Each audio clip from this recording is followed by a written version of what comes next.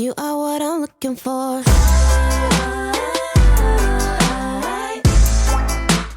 I know what I'm looking for.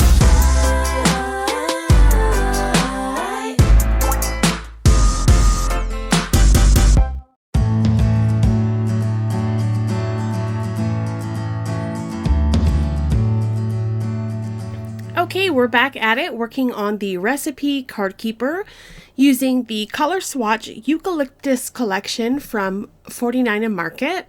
And so far, this is what we have. We have the box created and the lid, and I need to decorate the inside of the box and the inside of the lid. So that's where I'm going to start for today. I'm going to use this scrap piece that I have left over, and I'm going to cut some strips down to 3.5 inches. So I'm going to cut 2 strips that measure 3.5 inches by 12. And I'll use the first piece and sort of fit it into my box, because every box is going to be a little bit different and it's hard to measure the inside of something. I found it easiest to sort of put the paper inside and guide the corners and then crease the folds and fit it in. So I found this to be the easiest method to get the right size. Once I'm confident that my paper is going to line up properly, once I have my corners sort of marked, I'll double check to make sure that it's going to fit in nice and snug and readjust anywhere that I might need to. So I'm checking one more time, making sure that it's going to fit in there perfectly, and that looks good. So I'll apply adhesive to this entire piece all over, and then I'm going to tuck it inside of the box. This might get a little bit messy, and that's okay. So I'll just tuck those in, and then I'm going to press the sides in, making sure that everything is lined up, and then all that adhesive is pressed in. And I'll use my bone folder to help push that adhesive around as well. Okay, it looks good. And then I'm going to take the next piece that measures 3.5 inches, and I'm going to cut this down a little bit. I'm going to cut it down to 8 inches, and then I have a little scrap left over, and I'll just set that aside. So now I'm going to do the same thing and just guide this paper into the box and sort of bend the corners to get it started. I'll try to center it as best as I can, but I'm not too worried about perfection on the inside of the box, because really this is going to be filled with things and you're not really going to see, you know, the paper lines or whatever. So I'm just going to fit that in, glue it down, and then there we go. The sides are all decorated. Now for the very bottom, all I did was use some scraps and I just pieced together a bunch to cover up the base. Like I mentioned, this is going to be full, so you're not really going to see everything inside of here. So I'm not too worried about it being patchwork on the inside. So I just line everything up, press in that adhesive, and then there we go. The inside of our box is all covered with the beautiful paper. What's left here is just the bottom of the box. And I haven't decided what I want to do here yet, so I'm not going to worry about that. All right, so we're done with the bottom of the box. Now let's go work on the inside of the lid. So I have a little scrap here, and I'm just trying to figure out what I could use out of this scrap before I had to cut into another piece of paper. So I cut a couple of pieces to put on the smaller sides.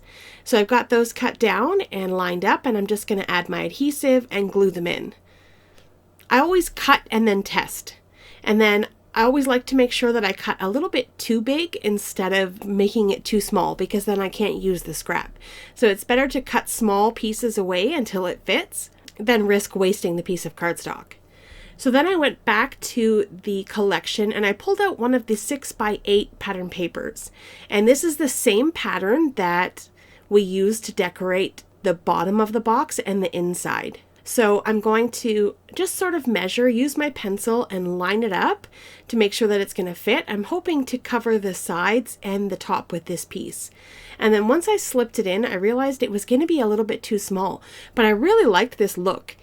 It created like a curved ceiling on the inside of the box, and I thought that was really neat, and it's quick and simple. I don't have to make any extra cuts or anything.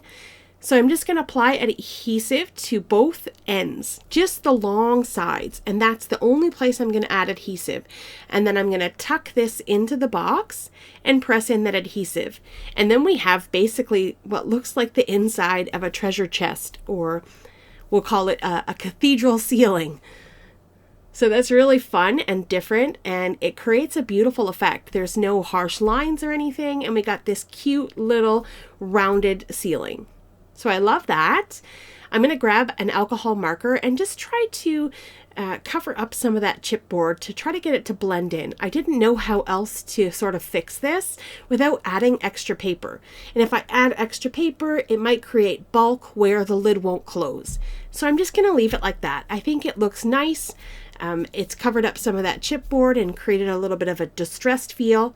And it's going to fit perfectly over top of our box. So I'm just testing everything out, making sure it fits together. And I really love this look.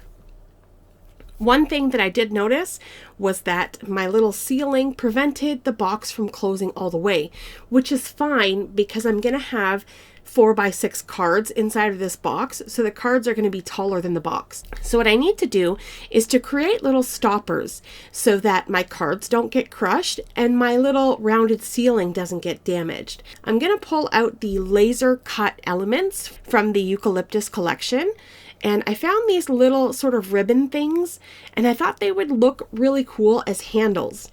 So I went and grabbed a piece of my scrap chipboard, and I'm just going to cut a little strip. And then I'm just going to line it up with that little ephemera piece there and cut away any excess so that it fits perfectly in behind my little piece here.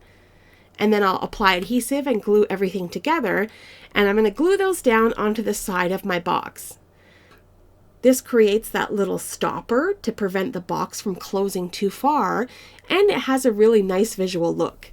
It looks like cute little handles on the side of this box. So I really like that look. I was really happy with this result. So I glued down both sides and I made sure that they were even and lined up. I didn't want one side to be down too far. I wanted to make sure that they were even on both sides. And I just used my ruler to measure to make sure that they were symmetrical and my lid wasn't going to be on crooked. Okay, so that looks great. I'm really loving the result here so far. So the last thing that I need to do is sort of fix that edge on the box on the top here and then decorate the bottom of the box. So I'm going to figure out a way to sort of cover up that exposed pattern paper and chipboard edge. As I was sort of moving things around on my desk, I found a scrap of twine and I thought this would fit perfectly in the little grooves where I wanted to cover up. So I added some adhesive and I just fitted the little twine all the way around the rim of the box. I carefully lined it up and pressed it in between that pattern paper and filling in the gap with glue to hold that twine in place. And I wrapped it all the way around the box and I ended up wrapping it twice. And then it filled it in nicely and I really liked that result. I like the look of that twine on this paper so much that I decided to wrap some of that twine around the bottom outside as well. So I just applied some adhesive on all four corners of the box and then wrapped that twine around several times. And then we have the elements of that twine tied into the lid and the bottom of the box, and everything is cohesive and matches nicely. And I really like this. It really stepped it up a little bit and added some simple decoration and made this box absolutely beautiful. So I'm just wrapping that twine around and then I'll cut off the last piece and adhere it down. I'll add a little bit of extra glue to make sure that that end stays in place and I'll just press it in. And there we go. One of the little pieces of twine around the lid had come undone, so I just added a little bit of extra glue there, pressed everything in. And then our box is complete. I'm really satisfied with the result of this box and everything fits together nicely and the little stoppers on the side stops the lid from going down too far. And it's just so beautiful. I'm just in love with this little project. So the next step for us is to fill it. We need to create some recipe cards to go inside of this box. So I grabbed a bunch of the 6x8 cards and I thought I could just cut these in half and create a bunch of 4x6 cards to go inside of this box. And these papers don't really need to be decorated. They're already beautiful as is. So I'm just going to cut them in half, and one of the sides has a very subtle pattern on it. So it has some beautiful distressed flowers and things on one side, and the other side is very neutral pattern. I also wanted to add a few sheets of solid colored cardstock.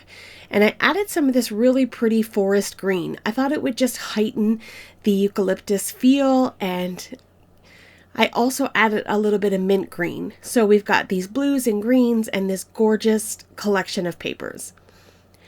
So next I'm going to use the Home for the Holidays recipe card stamp. And I'm going to stamp all of these cards using VersaFine Onyx Black ink. And I'll use my Misty and I'll run through and stamp all of these cards.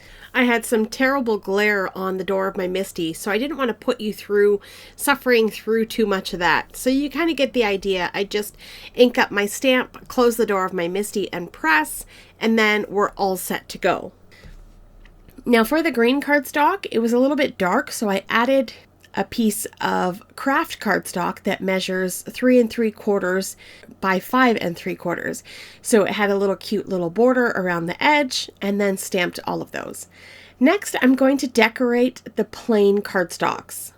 I'm going to pull in a bunch of the items from the eucalyptus collection. I've got the acetate leaves that I'm going to decorate all over that mint green cardstock, and then I'm going to use the rub-on transfers on some of the dark green cardstock. I got about 3 of the dark green cardstocks done with rub-on transfers, and I was getting a little bit tired of rubbing these on, so I switched over to some of the laser cut elements to finish decorating those off. And I liked the variety of different patterns and things. I mean, this is not the most important part. The recipe is the most important part. But I liked, decorating and adding those extra elements in. So here we go. Here's a look at all of the recipe cards that we've made. So for these first ones here, this is the laser cut elements. So I've got 3 done just like that. And then I have 3 with the rub-on transfers. And I wasn't so keen on the results here, but I mean, it's still pretty, but it wasn't my favorite. And then we have all of the pattern paper cards, and then we have 6 of the acetate leaves. Now, the acetate leaves, I just glued on, and it didn't work out so well. It kind of fell off, so I had a feeling that all of them would do that. So I'm going to have to come back later on and re-adhere these down with a different method of glue. We can use double-sided tape or something like that. But for now, I'm just going to leave it, and I'll come back to that at a later date and figure out a better way to adhere those down. So those are all finished, and they are absolutely beautiful, and everything coordinates together nicely. And I'm going to create some dividers and separate my recipe cards into 3 sections. So I grabbed a couple more of those 6x8 cardstock sheets, and I'm going to trim them down. So first, I cut them down to 5 inches, and that ended up being a little bit too tall. But I'll come back and trim that in a minute. So I cut it down to 6 inches, and then I turned it around and cut it to 6 1/4 inches. And I did that for 3 pieces. And then I realized it's still a little bit too tall, so I'm going to come back and cut off 1/4 inch. So they end up being 5 3/4 by 6 1/4. And then we're going to make some pencil marks to create some tabs in the top of these. Now this is a simple and quick way to create divider tabs. So I grabbed my ruler. Since the width of these are 6 1/4, I figured I could make 3 2-inch tabs. So I grabbed a pencil, and on the left side, I measured 2 inches in. And I'm going to line this up in my trimmer at 3/4 inch, and I'm going to cut up the pattern paper towards that pencil mark. And I'm going to stop at the pencil mark. So having a blade with a trimmer that drops down like this is great for this technique. And then I'm going to flip it around, and I'm going to line it up to 2 inches and bring the blade from the top down to that cut line. And then it's just going to release that little piece, and we're going to have a cute little tab in the left-hand corner. Now I'm going to do the same thing on the other cardstock, except I'm going to do it on the right side. So I'm going to grab my ruler once again and my pencil, and I'm going to mark 2 inches up from the right side. I'll line it up in my trimmer at 3/4 inch, and then I'll bring my blade down to that pencil mark, and I'll make sure that I don't go too far and I stop right at that pencil mark. Okay, and then I'm going to flip it over and then line it up at 2 inches once again, and then cut off that little bit at the top. And then when I stack these two pieces up, you'll see we have a perfect tab on the left and the right. And then we can put these two pieces on top of the last piece and kind of measure where we need to cut. So I'm going to grab my ruler and I'm going to use the 0 and center that on my cardstock so I have the exact same amount of space to the left and the right, and mark at 1/2 inch to the left and 1/2 inch to the right. And that's going to give us a perfectly centered 2-inch tab. So I'm going to pop it in my trimmer again and line it up to 3/4 inch, and I'm going to bring that blade and bring it all the way down to the first pencil mark. Okay, then I'm going to lift up my trimmer, bring my blade down, and then cut up to the second pencil mark. Okay, then I'm going to flip it over and I'll take those pencil marks and line it up right into the center line of my trimmer, and then bring my blade down and cut off that little piece.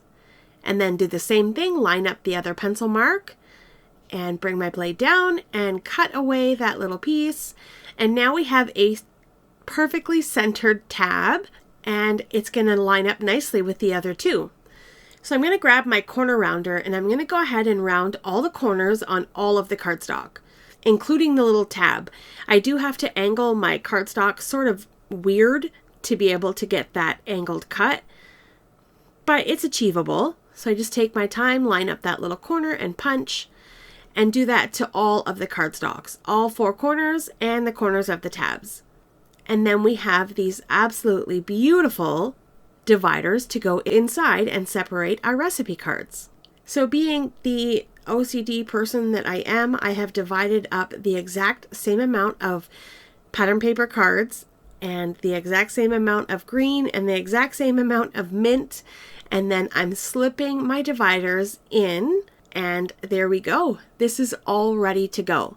This is so cute, and I had so much fun creating this project. And I love the end result. It's such a lovely gift, and I've got a couple of cards that are upside down. We just got to flip those around, and you're able to flip through all of these recipes very easily. The very last thing that I'm going to do is grab some of the stamps that came with this collection. And I'm just going to grab 2 little stamps, and I'm going to center them on each of the tabs and adhere those down. So I'm going to do that to all 3 tabs, centering a little stamp on each one, and it just creates an extra special, cute little visual look. I love the way this turned out. You can pull these recipe cards in and out, flip through them, and then put our lid on, and this project is complete. I love this eucalyptus collection. I really love the project that we ended up with here. I actually lied. I still have the bottom of the box to decorate. So when I was creating my divider tabs, I ended up with 3 little strips that measure, I think, about 1 inch each. I covered the bottom of my box with adhesive, and I'm just going to use up those strips. I'm going to line them up onto the bottom of my box and get all of those 3 little strips adhered down. And then I'll flip it over and cut off the excess little pieces that are hanging over. And then that's it. We are officially done with the eucalyptus recipe card keeper. I hope that you enjoyed this project and got some inspiration and ideas to get crafty in your space and create some beautiful handmade projects. Here is a close-up look at our absolutely gorgeous finish project.